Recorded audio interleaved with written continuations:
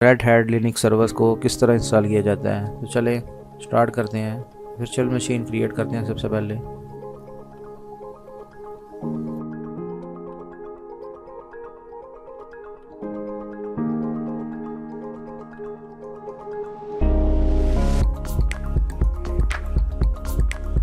यहाँ से मैं ISO इमेज की लोकेशन दे दूंगा।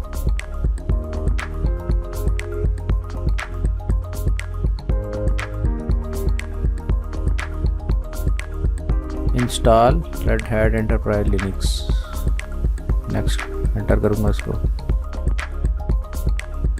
यहाँ से आप लैंग्वेज को सिलेक्ट करेंगे और कंटिन्यू करेंगे इसको। इसको आप सिलेक्ट करेंगे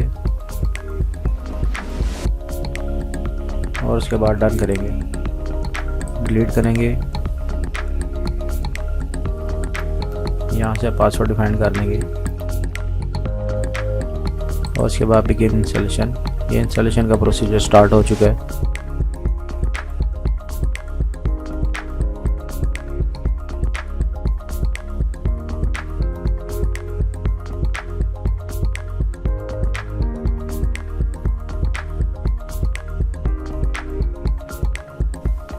ये आपकी red hat enterprise Linux install हो चुकी है।